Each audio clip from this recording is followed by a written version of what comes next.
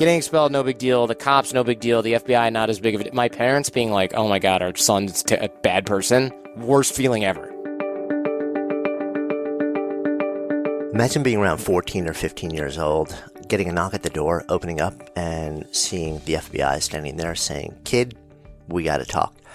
Well, that's pretty close to the scenario that this week's guest, Jordan Harbinger, who also happens to be now the founder of The Art of Charm and the Art of Charm podcast, which is this massive, massive podcast. That's the place he found himself in as a kid. Turns out he was fascinated. His brain works in this really interesting way with how things work. He's a puzzle solver. He wants to deconstruct, to reverse engineer, and then rebuild. And his focus when he was younger was on computers and technology, and especially communications devices, which ended up getting him in a little bit of a squeeze with the local authorities and then eventually the FBI. But instead of it causing problems, he was so advanced and complex in what he was doing, he ended up actually sort of working with the FBI and advising them at a really young age in his teens.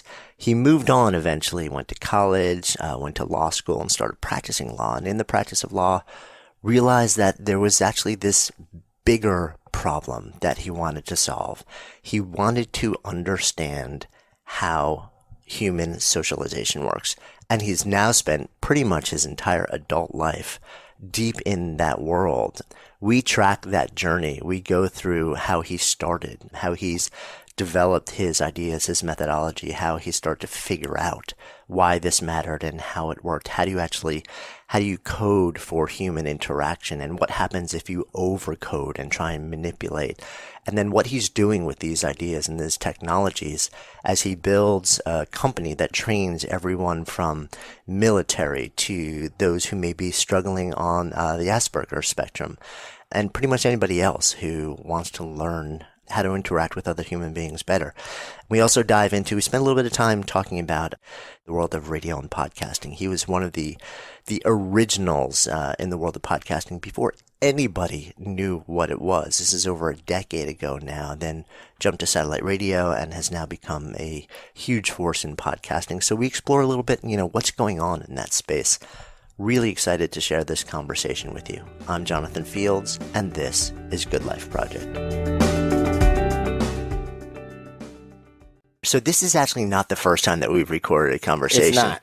The first time was, it was years 7 ago years at this ago, point, maybe? right? 6 years ago. And we had this conversation, and then after it, I guess we both kind of knew something wasn't right. I ended up not airing it. Yeah. But then it was years until you came back to me. You're like, dude, there's actually all this stuff going on in the background. Yeah. And, I should have just called it off. I should have. What was going on at that time was, and it's weird because it was 2020 hindsight. In the moment, I was just like, why am I sucking at all the things that I'm doing? And it wasn't just that interview. I remember going to the gym and not working out that hard. And I remember going to social events and being like, I'm so tired. And even though I hadn't done anything that day. And I remember sleeping till 4 p.m. on weekends, which I don't do. I like going and doing stuff. And I realized years and years later, I was in some sort of probably stress-induced mild depression. And it wasn't like I should just jump off the roof of my building. It wasn't anything like that. It was just, there's an analogy here that I might miss, but it was just enough where I was like, this is normal, but it wasn't at all. And I only saw it, you can't read the label from inside the jar kind of thing. I only saw it afterwards when I had moved to a different place, gotten into different hobbies, gotten a different circle of friends, and gotten in different shape and started eating differently. And all these little changes, I looked back and I went, how did I live like that for 18 months or more? I don't even know. I can't even put a start and end date on it, because depression, I think for a lot of people who don't have it or never have had it, and I don't normally suffer from that either, it looks from the outside like everything's normal, boom, you hit the bottom, and then it's like, what happened to Jonathan? He's such a weird guy now, never leaves his house.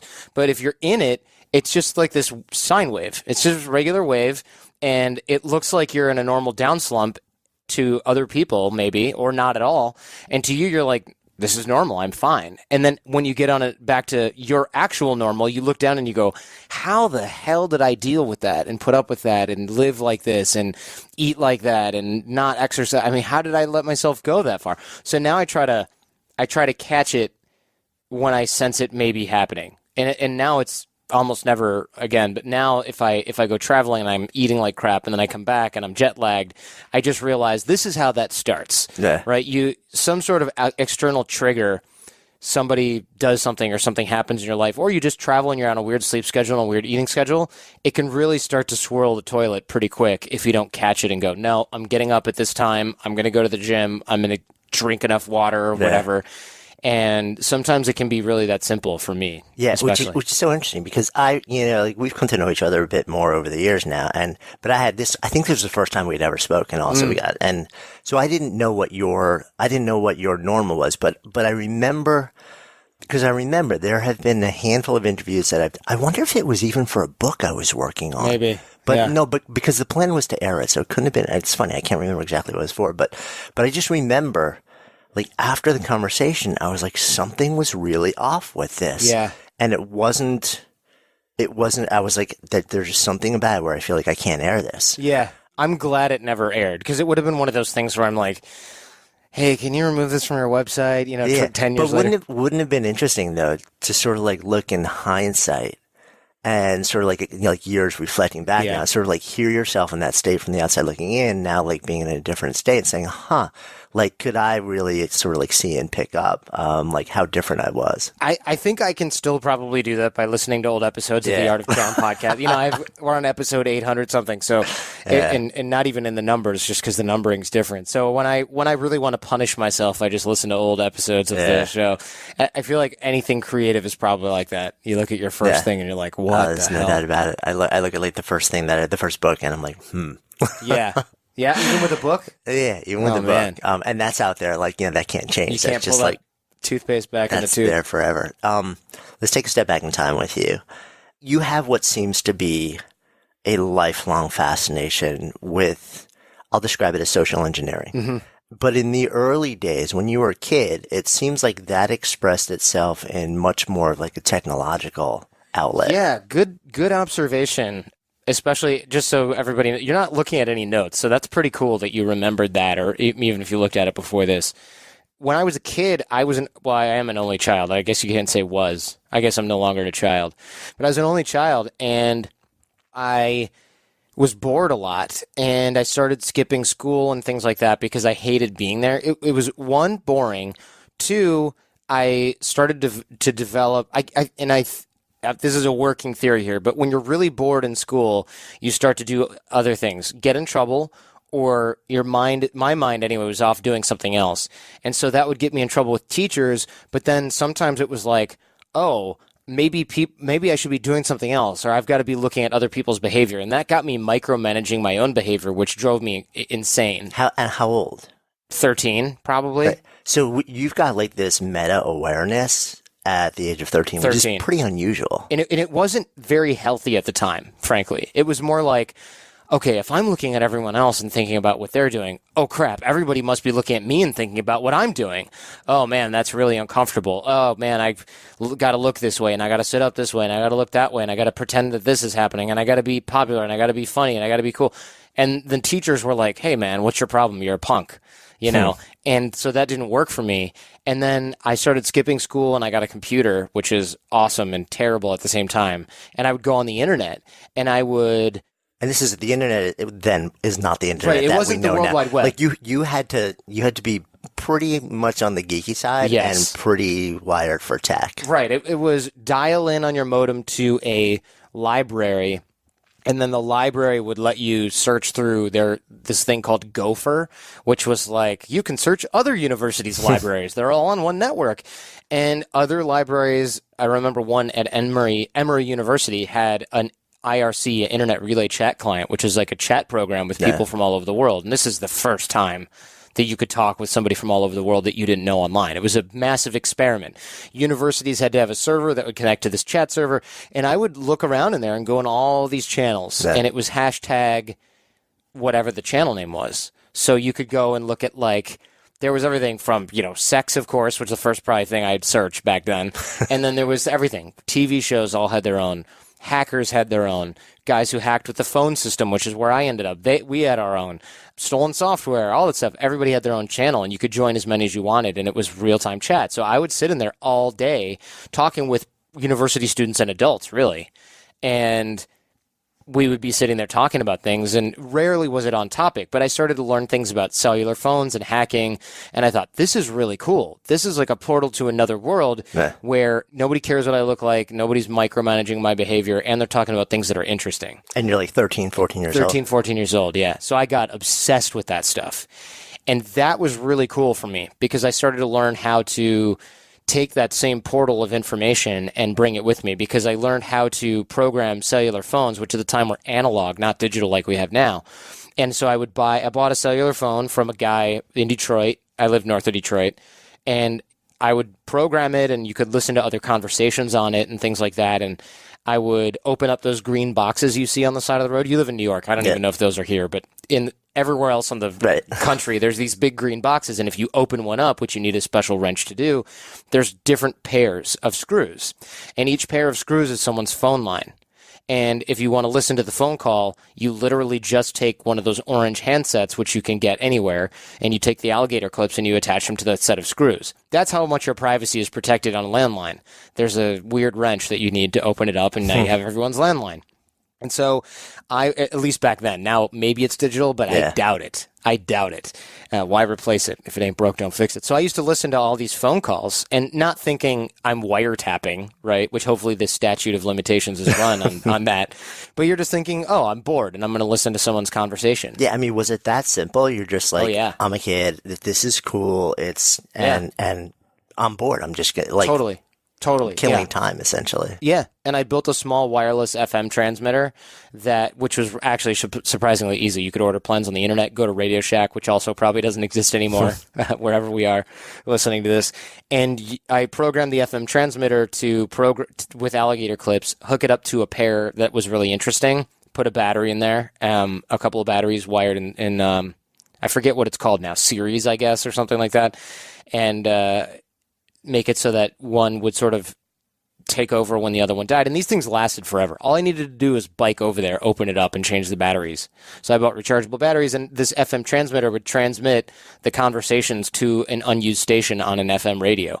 Basically, some poor guy had his phone conversations being beamed over FM to my house. I mean, it was short range. It wasn't the whole city of Detroit listening. What's the motivation behind that? So this guy was really interesting, this one particular guy. He was getting a divorce. And so he was talking on the phone with his soon-to-be ex-wife, his mom, his sister, his friends, etc.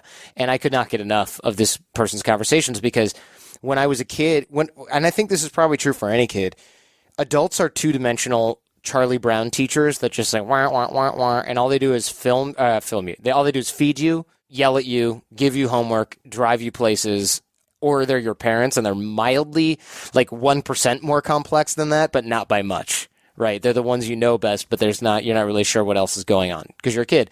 This guy was my first exposure to adults having feelings, complex emotions that are more like mine. And I found that I couldn't really relate to this guy because he was a grown man getting a divorce, and I was 13. I'd never even had a girlfriend or anything close to it. But I thought, wow, when he talks to his soon-to-be ex-wife, he's definitely exhibiting all these weird characteristics that are antagonistic and not nice. And then he talks to his sister, and he's a different person. He talks to his friends, and he's like this macho guy, doesn't care. And then he talks to his mom, and he's this little boy. And I remember thinking, if he talked to his soon-to-be ex-wife the same way he talked to his mom, he might not be in this situation. But he just couldn't do it. But at the age of 13 and 14, you're thinking that. Yeah, I'm thinking that. And I'm thinking, like, what causes people to do this? In retrospect, obviously the answer was ego, but I didn't know what that was back then. I didn't have a clue. I just thought, like, hey, man, real simple solution. Just tell her what you think. The rom-com solution to the problem. Although, of course, in my mind, his whole life was only happening on those phone calls where I'm sure their relationship had gone downhill over years and years and years through inaction or negligence or whatever. And so that was really interesting for me. That those conversations were fascinating for me because I couldn't really get enough of it, and it made me look at all adults differently forever, probably. Yeah.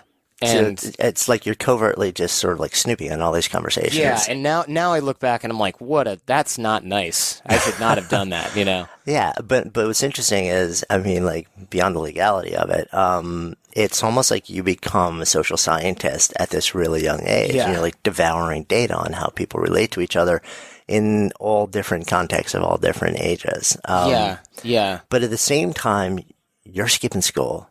You're not Yeah. you're basically withdrawing socially from face-to-face conversation, from all these things in person. Yeah, good and point. just like you're opting out of that in your own life, but you're opting into being the voyeur for other people. Yeah, which super creepy when you put it like that, although it's totally fair. Like the way you talk about that right now is completely fair. It was very voyeuristic, and I really enjoyed that element of that. Thankfully, I grew out of that as an adult. Otherwise, I feel like that's where weird fetishes come from, right? They come from things like that. I don't have that because I know some people were wondering right now, so I'll just throw that out there. But I think it did end up being something I really enjoyed because I would spend long nights on listening to the FM thing, listening to hackers would do these things called teleconferences, which are just what teleconferences are now, except for somebody would figure out how to get into a company's private teleconference bridge, you know, MCI or IBM, and hundreds of us, or dozens of us anyway, whatever the maximum was at that point, we would all dial in there. And it would be like what we were doing on the chat, horsing around, telling jokes, being jerks to each other. But all these people were adults. And there would be people from the UK, Israel, US, Canada, all on this line for 8 hours at a time. And I would listen to that whole thing while watching a movie or reading or sitting on my computer talking with some of the same guys that were on this call. So we created virtual worlds online as hackers and as computer geeks well before anybody had thought to formalize those same worlds into Second Life or, you know, social media. Yeah, you're just kind of piecing it all together yourself. Yeah. Was this a workaround for real life, though, for you? Definitely, yeah. It was kind of like, having trouble. It wasn't that I had trouble making friends. I had friends. It was just kind of like saying I didn't feel cool is an understatement. I didn't fit in at all. And this kind of behavior was not helping. What would have been really good for me is being forced to join some kind of sports, go out and be normal. But that wasn't really in the cards for me because my brain wanted more stimulation, but I got it in kind of an unhealthy way. And at this point, my dad was working a bunch, and it's not like he didn't care. He was just working all the time. And I would imagine, I don't have kids, so I can imagine when you do have kids, you find that you don't always really know what the hell they're doing. And it must be even more complicated now with the internet because anything could be happening on these little devices. But he just thought, like, all right, he's nerding around in his room. Who cares? You know, he's doing kid stuff with his buddy. Wouldn't this have also been kind of like not too far from the time that the movie War Games came out? It definitely was like, it was about, was War Games 84 though? Somewhere around there, It was probably almost a decade. It was a decade after that, but a decade now is a lot longer than a decade in the 80s and 90s. And that's not, I don't think that's just my generational stuff. Technology and everything is moving so much faster. 84, they had modems. 94, we had modems. But 10 years ago from now, 2017, radically it's like, different. It's you didn't even have, the iPhone just turned 10. Yeah, because I'm just thinking you're doing like a lot of the same stuff as the main character in that film. And my recollection is that your exploits, I'm like making quote marks with my fingers now, kind of ended with a knock on the door also. Oh, yeah. So that's for sure. I forgot that you knew about that. Okay. So what happened was my boredom reached peak troublemaker, and my social life in real life had reached peak hopelessness. And so those two sort of waves of me being like a capable hacker nerd had crescendoed along with me being a completely incapable normal kid. Incapable of being normal kid, right? And I had no hope for being cool or popular or anything. So I decided I'm going to throw a Hail Mary and pull a prank. And this prank is going to be ordering pizza for the whole school using credit cards that I got from the internet, actually, I generated them using a program that I'd helped create because we found some math guys that looked at the checksums on credit card numbers and they were predictable. Like now I don't think they are, but back then you could just sort of put in one credit card number or two and the program would figure out what the next set of numbers would be. And this wasn't real-time checking of credit cards. If you ran a business, you'd write it down. You'd put the expiration date down. They didn't have CVV2 codes. And then at the end of the day, you'd probably turn them into your bank, which had a merchant account for you, and they would run them, or you had to do it somehow. It didn't check it against a server. They just assumed they were going to get paid. And so I generated a bunch of numbers, ordered a bunch of pizza, knew what time lunch was, told the guy to come in the van, knew the assistant principal was going to say, "What are you doing?" So he was supposed to say, "Happy birthday, Mrs. Jacobson," when she confronted him about it. And it worked. It went flawlessly, but I had made the mistake of talking to my friend who I ran into on my way home from the payphone where I had called for the pizza. And I told him about it, and he told the freaking whole school. And when it actually went off, he was like, it was the talk of the town, right? Who ordered the pizza? And for weeks, nobody knew. And then finally, they had nailed my other friend, and he was a troublemaker, and they just decided, well, we don't know who did it, so we're just going to blame Mike. And this guy, Mike, was like, I didn't do it. And they were going to expel him from school. And I thought, like, oh, man, I can't let Mike get expelled. He's done a lot of bad things. This was not one of them. So I got to just come clean. So I came clean. And what happened was surprising. First of all, the assistant principal and the principal were shocked because I was a quiet kid who got good grades. Or okay grades, not good. I wasn't paying that close of attention. But what was really interesting was they went, okay, well, the police want to talk to you about how you did this because you're 13, 14 years old. How did this happen? Whose credit card was it? And they were saying things like, well, we can't reach the owner of the credit card because she's on vacation. And I remember thinking, no, you can't reach the owner of the credit card because it's a name I pulled out of my beehole, and you guys have no idea that I made this crap up, and this number was mine. I wrote it down on a piece of paper after I generated it using a program on my 486 computer. Come on, get with it. So I was telling the police this, and they went, well, this name matches somebody in Florida, so it's going to be an FBI thing. And I thought, like, my life is over. The FBI is going to come in and do this. And I remember the cop saying, I feel bad for you now because this is like, we have to call the FBI, and we weren't even we're not going to prosecute you for this because you're getting expelled most likely. But this is really strange. Like, we have to. I mean, it's not our jurisdiction. We have to call the FBI. They have to handle. And he looked at me like, damn, I hope that they go easy on you. And I felt bad. He felt bad for me. I felt bad, obviously. And my parents were pissed and they were sad, which was that was by far the worst. Getting expelled, no big deal. The cops, no big deal. The FBI, not as big of a deal. My parents being like, oh my God, our son's a bad person. Worst feeling ever. So what happened was they called the FBI, and the FBI came in and they said, well, how did this happen? What happened? And I told them everything. I said, look, we generated the credit card number. I didn't use a cloned cell phone to call. I used a payphone because I knew that would lead to a dead end. If you found the cloned cell phone, you would notify the owner of the cloned cell phone. Then you could probably find me if you wanted to triangulate where I was, and I'm using this phone, which I should give you. And they were like, well, we can't take it. Search and seizure, Fourth Amendment. And they're like, but you shouldn't use it, and you shouldn't tell us you're using it.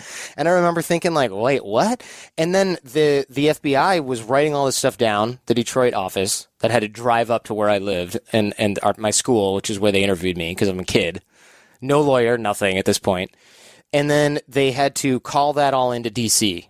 because there was no cyber anything in local branch offices. The only D.C. office, HQ, had it. So whoever was over there in the cyber office was like, hang on. This is a sophisticated crime for a 14-year-old kid. Where there's smoke, there's fire. What the hell is this kid into? So they started talking with me directly via the Detroit office, I should say. Not directly and indirectly, via the Detroit office. So this guy, Agent Forrester, was like, look, they think that whatever you're doing, they need to know more about it. So not only did I not get expelled, they let me use a cell phone in school because they would call and ask me questions about things.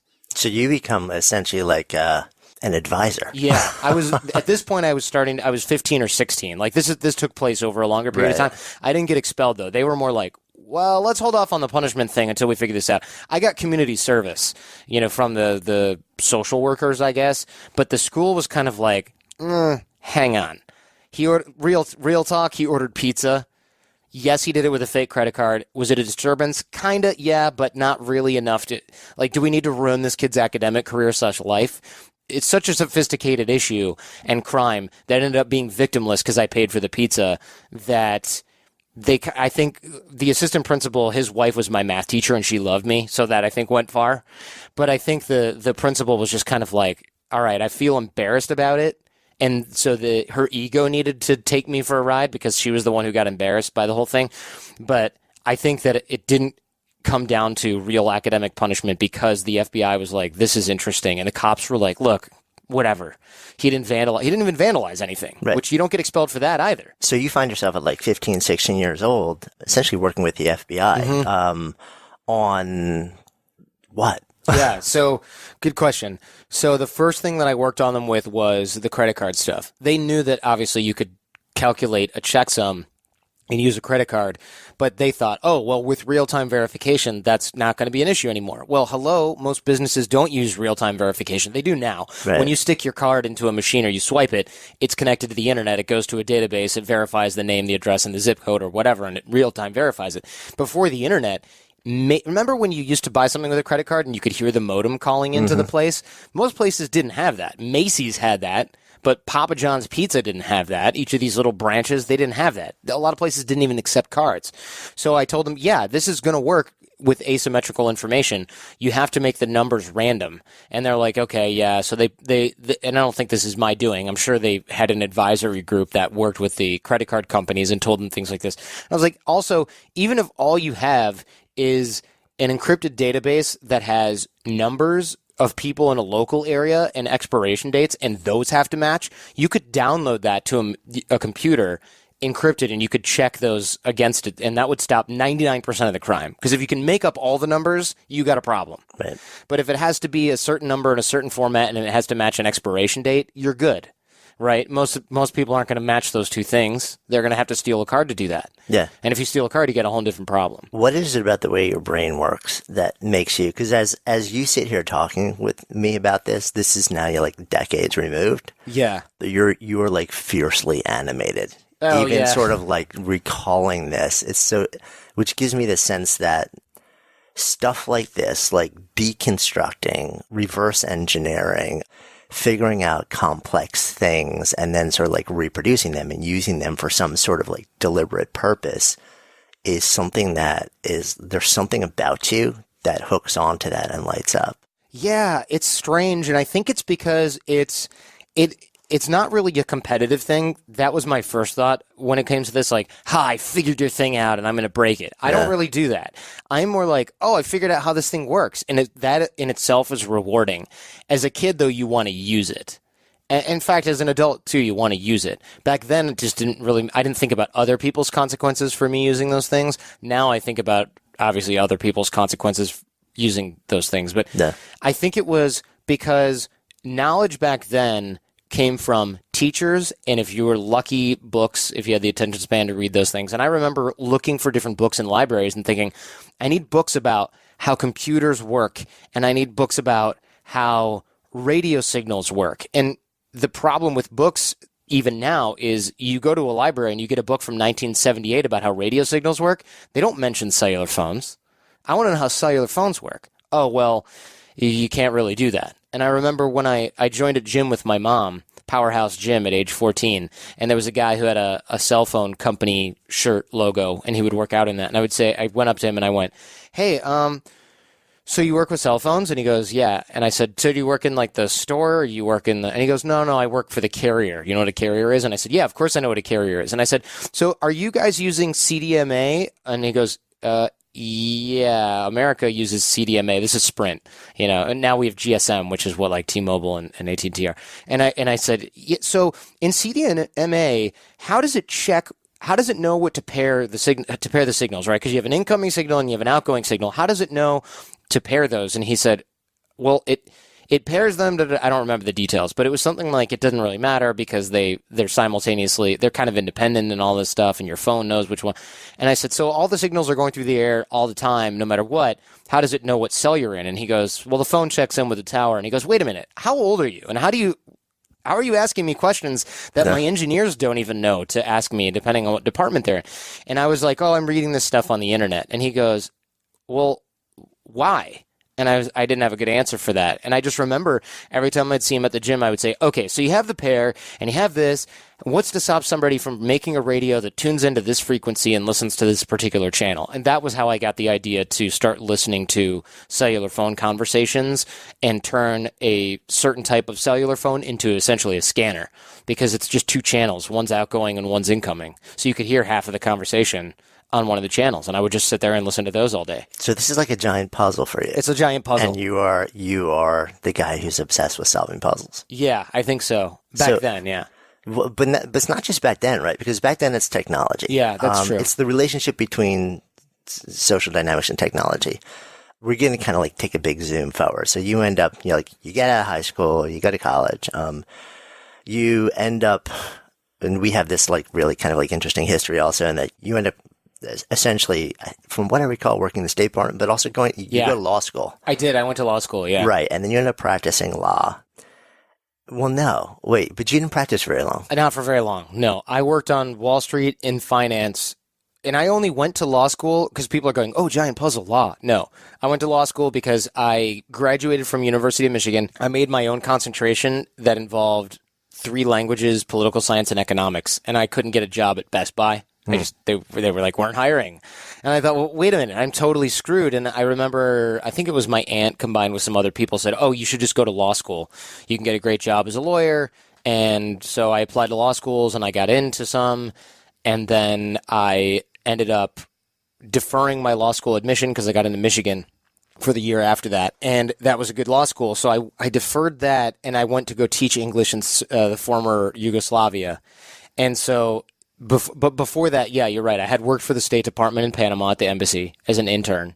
And I was just always trying new things. It wasn't like I had this firm career path. When you look back, it's like, oh, these things prepared me for what I'm doing now. But really, it was just like, throw stuff at the wall, see what sticks. But it's like this voracious curiosity to understand how things work. Definitely, yeah. And it's sort of like, let me try this experiment, let me try this experiment, let me try this experiment. Yeah, my mom couldn't buy me any electronic device if she wanted it to last for more than a few minutes. I remember Just like take it apart. I would take it apart. There was one time where she said, I'm not buying you any new tape players or anything because they always ended up in pieces no matter what. And there was a tape recorder that we had that she had that I knew I was definitely not allowed to use because she was a speech therapist. She needed it for work. So that's the tape player I'd have to borrow from her every time to listen to Michael Jackson or whatever and then put it back. And then I knew that I was onto something when I finally was able to reassemble a tape player in working order, and then I didn't have to ask her for a new one. So, and that was around 14, 15. At this, it's kind of weird. I'm programming cell phones, but yet if you take a tape player apart, how the hell does this thing go back together? Well, then if you have the cassette, as long as you have a pencil nearby, you're good. Yes, exactly. So you end up taking kind of like this voracious deconstruction, reconstruction puzzle thing. You last a short while in the law. Yeah, like a year. Right. What was the catalyst for you moving out of that? So when I was in school, I kind of coasted on, well, I can't really pay attention, but I can take the exam and I can get a B plus or even an A just by figuring it out on the test. And then when I got to college, everybody was smart. I went to Michigan. Everybody was smart, but they were getting drunk every single day. So all I had to do was do the work and I could get A's and B's. But then in law school, there was a certain contingent of people that were working hard and everybody was very smart, but there was also a certain contingent of people that were still drinking and farting around. So I was able to outwork those people. But then you get to Wall Street. Everyone's working really hard. Everyone's very smart. I'm not sure how to make myself smarter, and you are working as hard as everyone else. So I'm like, crap, my competitive advantage is evaporated, and I don't know what to do about it. So I got hired by this guy named Dave, and Dave told me that, well, first of all, Dave was never in the office, and I asked him why. Did he work from home? What's the deal? He's a partner. I don't understand how you're not here billing hours with everyone, because all the lawyers were always there. 3 o'clock in the morning on Tuesday, lawyers are in the office. Dave was like, oh, I bring in new business for the firm. I bring in all the deals. And I said, wait, how do you do that? And he's like, oh, I network and talk with people and I go to events and I make connections. And I felt like, okay, I've got to figure this out, because the regular system, I have exhausted my competitive advantage on these different angles that worked for me in the past. I've got to figure out the networking and relationship angle. And so I worked on that. I got obsessed with that. body language and eye contact and nonverbal communication became the focus because I started by taking a Dale Carnegie class because I thought like, oh, how to win friends and influence people. Classic classes so many of us have taken. Exactly. So, yeah. And it wasn't terrible, but it was kind of like it just peaked at level 1 right out of 100. And what I mean by that is there's a guy at the YMCA in a sweater vest telling you have a firm handshake, look people in the eye, how to remember people's names, how to state your name confidently. And I thought, okay, Dave's bringing in multi-million-dollar law deals every quarter. It's probably not because he has a firm handshake and good eye contact. And if people don't like you, it's not because you don't have a firm handshake. Like, there's other things going on, and the Dale Carnegie guy isn't really able to explain these things to me. So I started to study salespeople who are really killing it, read a lot of books on persuasion, interrogation, nonverbal communication, things like that. And the internet had just really kicked off around this point, 2005. I know it was around a long time before that, but now everything was online, and you could buy books in PDF format, I think at this time, at least some. And I started to devour all of that information. So you found your new machine. I found my new machine, to revert, it's like basically the social brain becomes your new complex machine to try and deconstruct and engineer around. Yeah, that's a good point. I found the new machine. And it was kind of the ultimate machine because you're dealing with people all the time, no matter what. They're always going to be around. We're not going to be obsolete probably anytime soon. And even if we are, we're still going to have to deal with each other. So it's kind of irrelevant, I think. And the brain is always, it's the same around the world. And sure, there are cultural influences, but it's infinitely more complex than a tape player could ever be or a cellular phone. So that became much more interesting for me. And I started talking about that with my business partner, AJ. We started recording those things. We put them online at the Art of Charm podcast in iTunes. Podcasts were brand new, 2006. And so we started to put those discussions online. And that's what started the business that we have now. But really, it was just a vehicle to discuss these really complicated topics of human interaction, which are still interesting to me. Yeah, which tells you something, right? Because the other stuff, it's kind of like, got it, nailed it, got it, nailed it, got it, nailed it, moving on. Now you have this one machine, and, like some 11 years later, as we sit here and record this, you're still deep into it. Are you genuinely still deep into it? Yeah, I'm still deep into it. I just shifted focus, because originally it was, all right, I got a network to get to the top of the law game. Then it was, the law game's hitting a wall because the economy's tanking. And people didn't want to buy networking skills. They didn't care about that, at least the way we were selling it back then, because we were in our 20s. Guys in their 20s and women in their 20s weren't like, I need to network and create relationships for my future. It was like, no, old people do that. I don't care. So we started to use the stuff to go out and meet people and have social circles and create, and dating stuff was really hot back then. Right. So that's when my first introduction to you was like, this guy is actually a guy who's gone deep into social dynamics. Yeah. In the, quote, pickup artist world. Yeah. Right? Which is... pre-creepy PUA stuff, in my opinion. Right. So, and then you kind of like became and started rolling with sort of like some of the, quote, bigger names. And then like shortly after, like the game comes out and the whole world has this really interesting association with it. But what's interesting to me is that as I've come to know you a bit more over the years and understand that for you, that wasn't really what it was about. Right. And it was like this, it was marketing, because you're like, I want to understand the complex social dynamics of how people get into other people's heads and influence them and interact with them in a way where we can create some sort of interesting mutual benefit. But like you said, the average person that you were hanging out with in their 20s, not so interested in that conversation. So where's the relevant hook for that particular age group? And that was like what I didn't realize was that for you, that was just like this entry point where people happen to be interested. And that was a starting point for you that you've kind of moved vastly. You still have developed all this programming curriculum around social dynamics and influence and all this stuff, but the application now is so much broader. Yeah, it's looking back on that stuff, it was kind of like, we called it hiding the broccoli, because if you want to get a baby to eat broccoli, you have to pour cheese all over it. And the danger, where we had then started to fail was we were just at that point selling cheese. And there was almost very little. It was like broccoli scented cheese, right? There was very little broccoli to be had. And I think where the pickup guys really went off the rails is they just went, screw the broccoli. It's all about the cheese.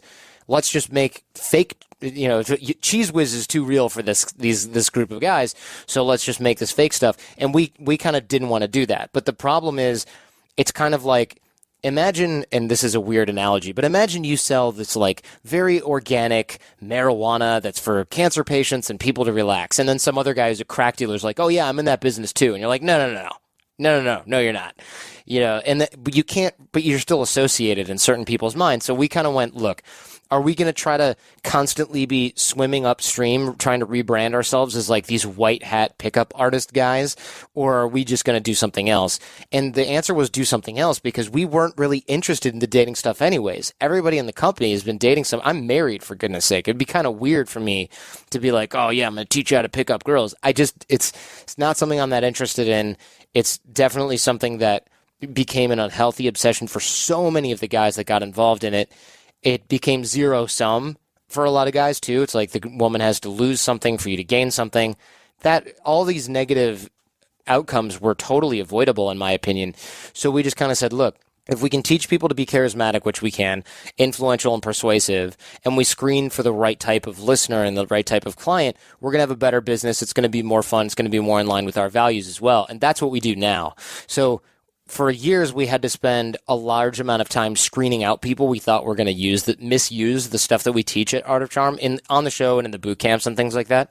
But now we don't really have to worry about that, because frankly, people who are just looking for quick wins, and I put that in air quotes, they're just like, I just need to sleep with as many women as possible. They're not even interested in what we're talking about on AOC. They're not interested in an interview with you and Bill Nye and Neil deGrasse Tyson about the nature of, it's like, they don't care about that. It's too much broccoli. It's too much broccoli. Exactly. So we don't even have to worry about it anymore. Yeah, it is interesting though, because a little while back, I had a conversation with Marie Konnikova. I don't know if she's been on. Yeah, she's great. Right? The Confidence Game. She wrote this book about the long con, grifters. And it was a little unsettling for me because, when I look at the greatest entrepreneurs and the greatest marketers, it's all the same tools. It really is. And I had this conversation with her. I'm like, so you're telling me that essentially, like Steve Jobs, like the greatest persuaders of all time in business and art and science, they're all doing the same thing. The only real difference is the intention behind the outcome. Yeah, that's a good point. It really is. There really is a lot of that involved. And I think we wanted to distance ourselves from the people that just clearly had negative intentions, because it's kind of like having explosives and then only thinking about what you can destroy with them. It's like, why? The 1% of negativity that can come from that, why focus on that? So we just figured we don't want to have to screen out people all the time. Let's screen in the right people. And that was really... It was funny because this huge problem in our business was solved simply by doing more of what we were interested in on the show and less of what we weren't. And it was like we're swimming upstream so hard, and instead of becoming a stronger upstream swimmer, we just went, actually, let's just swim downstream, but we're going to take the right side of the fork instead of the left side of the fork. And it's like, oh, this is so much easier. Why didn't we think of this years and years ago? Yeah. Was the immediate reaction, I mean, because so you're kind of like in the podcast space, or you're kind of like one of the OGs. Yeah. Because, and you started out also, did you start out podcasting and then go to satellite radio and then come back? Was that the sequence? Yeah, it was podcast for a year. Nobody knew what podcasts were. That was like in the days where it was just this weird thing that nobody was paying attention to. I mean, you had to have, and then iTunes finally built it into the desktop client. There was no such thing as an iPhone still. And then I remember we got a guest spot through a friend on a Sirius XM satellite radio show. That guest spot turned into us meeting the station manager because he happened to be air checking them at the time, which means listening to see how the show is going. And then we went up to his office to chat with him because he was like, this is really cool stuff. I never heard about this, and he was this cool, normal guy, married, whatever. And I said, we have a podcast, if you know what that is. And he goes, yeah, I actually do know what those are. Those are hot, kind of hot. He was one right of the now. 5 guys. One of the 5 guys listening to podcasts. And we had these, crummy, like Vistaprint wannabe cards. And I was like, here you go, listen to it. So I gave it to him, and I emailed him 2 weeks later thinking, he's not even going to reply to this email. And I said, hey, we were on before, and I was wondering if you listened to that podcast. And he replied right away, and he goes, I have been listening. It's really interesting stuff. You should have your own radio show. So we went back to Sirius XM every week and did a show. And everybody said, don't do the podcast anymore because you don't need to. And I said, I'm just going to keep on doing it because I enjoy the different format, slightly different format. So we did the podcast, and then we did satellite radio simultaneously for 3.5 years. And then when that show stopped, we had been doing the podcast the whole time. Right. So you just double down on the podcast. And now, exactly. I know you mentioned the name, but for those who don't know, we're talking about the art of charm, which has been consistently now, as podcast has exploded over the last 3 years or so, it's built into this sort of like empire, where, millions of people listening, and you guys have been producing at a high level for years and years and years now. And sort of like you have this, to a certain extent, first mover's advantage, but it's also, when you look at what's happening, I want to shift gears a little bit. Sure. Now. So the art of charm it was a show, and you're having all these conversations and doing these interviews and figuring out a lot of other things. And this is fueling the bigger business model for you, which is also essentially like an educational program. It's like, like your own Social Dynamics Institute. Yeah. Which continues to be the business model from what I know. Yep, definitely. So as you're looking at what's happening with podcasting these days, which is rapidly changing. It's still, I mean, it's kind of funny because you're 11 years into it now, and people are now saying, well, yeah, but it's still just the beginning. It's the wild, wild west. Yeah. What's your sense of the space these days and just what's happening in it? Good question. I think it's probably still wild-ish in that the barrier to entry is 0, which is always kind of a wild, wild west trait. The other thing, though, is that despite there being a clear current winner, namely iTunes, in the distribution category, Apple's been pretty damn slow to figure out where podcasting is going to end up. They haven't given us any analytics. They're not really figuring out how to fix the discovery problem. They're just kind of let us do our thing. Benign neglect. But other services like Spotify and these different podcatcher apps are really gaining a lot of traction. Spotify, of course, has a ton of traction, and that's only the beginning, right? Most people, younger people, listen to things on Spotify. Spotify has a few hundred podcasts, I think, now.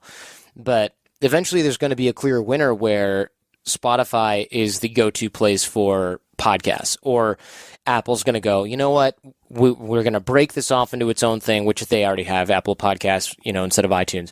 And we're going to figure out some discovery stuff, and we're going to allow advertising into the podcast environment, and we're going to make suggestions based on people's preferences on their phone and listening habits.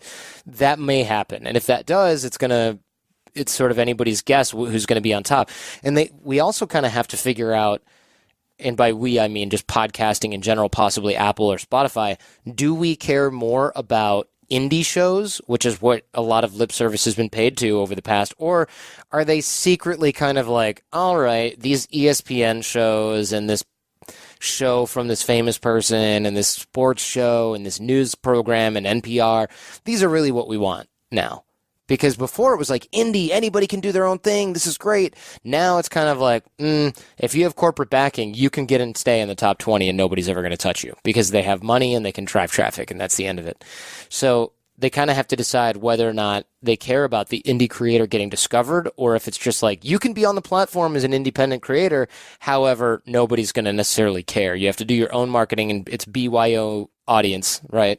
Yeah. And in the meantime, 30 for 30 is going to be number one, and NPR, everything is going to be the rest of the top 20. Yeah, I mean, there's a really interesting window. I know both of us get asked about the space and about our, like, stuff like this all the time. So I just want to kind of like, since we're sitting down, I'm sure a lot of people listening to this also probably aware of you. I want to go into this space a little bit because last stat I saw, there was something like 400,000 shows in production at this point.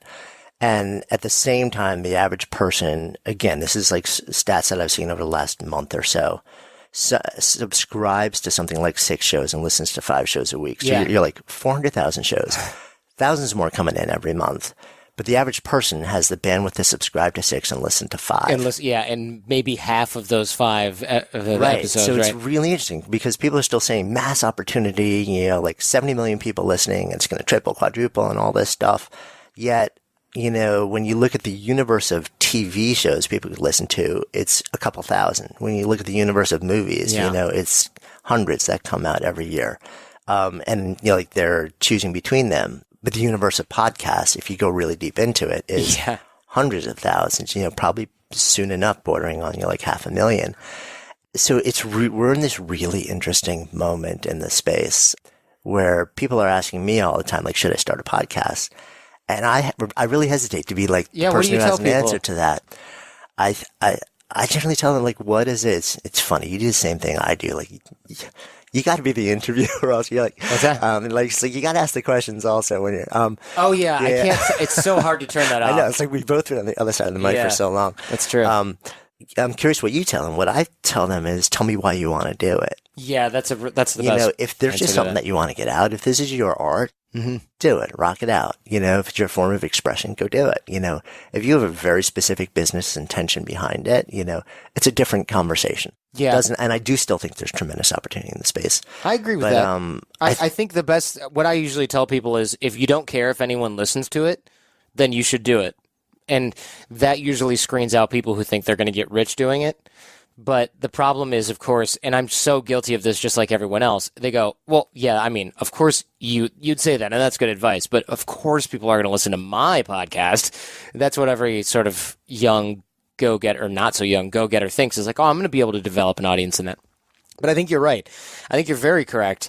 If you want to start a business doing it, there's a lot of other ways to start a business and build an audience that are far more effective than spending all the amount of time you have to do recording audio and doing it right and then producing it. It's just do there. This is like the worst way to make money, podcasting. It's like the worst thing. It reminds me of what writers say, and you're a writer, I'm not, but a lot of writers are like, nobody ever says, I want to become a writer, because they know it's like, what is it saying? But most writers are like, this is a terrible thing. Don't ever do it if you can avoid it. They feel like they have to. Seth Godin says, he's like, if you want to get rich, don't write books. Yeah, it's like a disease. A lot of writers say it's a disease. No, I think it's true in an interesting way. What problem are you continue to do the show. You're producing tremendous amount at this point. You're running a company. What's the driving problem that you're trying to solve right now? The problem, I think, we've taken on a lot of this, but we want to help people realize that social intelligence, emotional intelligence, whatever you want to call it, is something that can be learned and taught and mastered by anyone. And that doesn't mean everybody's going to turn into 007 after listening to the show or coming to one of the courses in LA or something like that. But what it means is, when I was younger, I thought, man, it must be really nice to be able to talk with people confidently, or, man, it must be really great to be like Dave from the law firm who can bring in law deals and doesn't have to have this miserable lawyerly lifestyle like a lot of these other attorneys do. Or, yeah, it must be really great to not care what people think about you and have fun all day at school like my friend Matt. There was always things like that, and I've realized so late in life that you can just fix those problems by learning social skills. And a lot of folks who come through the program, be they guys on the Asperger's autism spectrum who think like, oh my gosh, I can learn this stuff, this is going to be game-changing, to the intelligence agents and Green Berets and folks like that we have coming through the program who think, all right, I might get a 0.5% edge, but if that 0.5% edge saves my life or makes my job easier or saves someone else's job or life, or a sales guy where 1% increase means $10 million over the life of his career, those are big gains, and those are big problems that are being solved, but it's not just, how do I solve this problem? Most people realize, or most people, I think, assume that if they have an emotional intelligence deficit, if they even see it, they're not sure that there is a solution. And so what we're trying to do is make people aware that this is a problem that can be solved, and that we have at least some of the answers to that process. And that's huge, because it's also a terrible business in that you have to educate the market, right? Because a lot of people listening, they go, you're either born with it or you're not. And it's like, well, scientifically, patently, objectively not true. However, changing people's feelings on an issue is not the same thing as saying this frappuccino is going to be delicious. People go, well, yeah, it looks pretty good. Yeah, well, that's it's a like better business model. You chose about the most complicated machine that you can try and both have a conversation to persuade someone to be open to the fact that this is a buildable skill. It's interesting. The conversations that we've had, the many conversations I've listened to you have through the interviews that you produce and things like this, one of the things that I've sort of seen is you tend to be really consistently in your head. Yeah, absolutely. Which made me curious, like, are there just about you and sort of like a deeper emotional connection? Like, when was the last moment that brought you to tears? Like, is that something that, are you cognizant of sort of like the amount of your life that you spend in your head versus in your heart? And is there anything that you feel like you want to do about the balance? I spend a lot of time in my head for sure, but I also indulge that heart side a lot in weird ways, like watching a YouTube video or something. And if I'm like, that dog is so cute, it's weird. And a lot of people, Jen will laugh at me. She'll go, why are you tearing up? And I'm just like, it doesn't even have to necessarily do with the video. It's just, I think probably my body is so just dying to get out of my head sometimes that it's like, just go for it. Oh, it's Memorial Day and you see something sappy on TV. I'm going to let loose the waterworks. I think it's just like, it's always so long overdue that I let it do that. She'll play a video that's like a little girl yelling at a jogger, you're winning, and I'm like, oh, that's so cute. And I'll just let it go. But it's pretty rare. It just builds up enough to where like anything can set it off. Not to the point where I look like a crazy person, I don't think, but it can be pretty simple. I could be watching the news and I could be like, that's such a nice thing that person did, But I think if I was more in touch with everything else, I probably would have a more like you said, balanced output. Yeah, and I don't even know if that's healthy, but it's just an observation that, sort of like over the body of work that I've observed, and just conversation with you all the time. It's, there's so much going on in your head constantly, and at the same time, one of your obsessions is social dynamics and emotive technology, basically between people. So it was interesting to see sort of like this play out. Well, it has to be, it does cause or it can cause problems, right? Because if you start to think of, and this is where the pickup artist guys got in trouble, they start looking at all human emotion and interaction as some sort of weird flowchart that you can solve. Yeah. And you can't, because a lot of human relating has to do with just, you'll explain this better than me, but has to do with just letting go of a lot of that stuff. Right. And you can't really be intimate with somebody in a healthy way if you're always like, okay, so she said this, and then I got to do that. If you're just constantly coding and scripting. Right, it just doesn't work. Yeah, I mean, it's people pick that. It's like you create the uncanny valley in real life. Yeah, and it becomes like this creepy facade. And I will go so far as to say all of your relationships are doomed to failure if you think you can solve everyone. So that's not what we're trying to do at AOC. We're trying to give people skill sets that they can use to grow and use to improve their relationships, but it's never going to be a replacement for getting yourself together in a healthy way. Yeah. It's never going to be a replacement for, well, I never have to be vulnerable if I know how everyone else's buttons work. No. The strength comes from realizing what your shortcomings are and then being comfortable enough to wear them on your sleeve with people that you trust. Yeah, no, I love that. And that's tough. It's really hard. That's the work. Yeah, that's the work. That's the work. Exactly. What's the conversation you're itching to have that nobody's asked you about? Really good question. I don't know. Let me think about this. I don't really know. I get asked a lot of stuff. I'm trying to think. I mean, there's always more. Conversation I'm itching to have. What are you thinking about these days? What are you questioning that you haven't really had much of a public conversation about? You know what? FOMO. Are you familiar with FOMO? Yeah, sure. Fear of missing out. Yes. That's something that lately I never really experienced that. Or that's complete BS. I experienced that a lot when I was younger. But now, recently, I haven't very much experienced that. Until very recently, a lot of my friends, this is the dumbest thing ever, but it's what triggered it.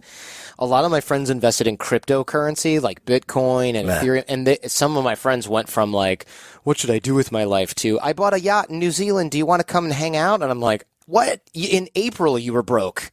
Now you have a yacht? It's like, what happened? And what happened was they bought 10 grand worth of Ethereum at $10, and now it's 400 or something. And they cashed out a lot of it. And I thought like, oh my gosh. So I started getting really obsessed with this stuff. And I realized, like, this is such an unhealthy thing to have, this FOMO and, like, this, oh, I should have done that, I should have listened, and going back to the conversations you had in your head in April. I went out to dinner with my friend, in April at a sushi place, and he kept checking his phone, and I was like, am I boring you? And he goes, no, sorry, I'm checking Coinbase, this app that has Bitcoin, Ethereum, and Litecoin on it. I'm checking this like 300 times a day. I'm sorry, it's an obsession. And I go, why? And he tells me, look, man, I bought in at 10 and it's at 25. And I thought, like, it's going to go back down to 9 or 0. And then I kept eating my sushi. And now I'm like, had I just invested then when he said to do it, I would have had this much. And I kept doing that and doing that and doing that. And I realized you can literally do that with every area of your life all day and the only thing that it will do is make you freaking miserable. And yet I know so many people that do it. And whenever I've asked other people about what they do in this area and that area, nobody really seems to have good advice other than you have to stop thinking about it. And I'm like, well, yeah, okay, easier said than done, though. There's people that wish they bought Tesla stock at $8. There's people that knew to invest in Yahoo in the 90s, things like that. I mean, especially because the information about everything that you could be doing, other than what you're doing in this moment is pushed to you so easily now. Yeah. And you couple that with an addictive technology and a device that, sort of like sits against your body 24/7. And, the level of self-regulation that you need to resist just the constant stream of things that you might be missing is pretty high, you know. You can open your phone. I can open my phone and go to the home screen, and this badge right here that says 193 is the current price of Ethereum. I mean, that's not healthy. I got to delete that. But whenever I go to do it, I'm like, oh, maybe I can just change it to something else, or maybe I can hide it. And that's funny. And I have no willpower either. So I've just taken apps off of my devices. Because I know that if it's there, I can't resist it. I'm going to be there. Let's come full circle. So the name of this is Good Life Project. So if I offer that phrase out to you, to live a good life, what comes up? This answer it changes every decade that I'm alive, I think. Although I don't know what my answer would have been before age 20, but it certainly has changed since my 20s. For me now, living a good life I've been obsessed with legacy for a while and what's going to be left over when I'm gone. And Neil Strauss told me that it's a waste of time to think about that because your legacy is not going to last more than 50 years after you're dead. But I don't like that. I feel like that's an uncomfortable thought too, that isn't really necessary or it doesn't serve me that well.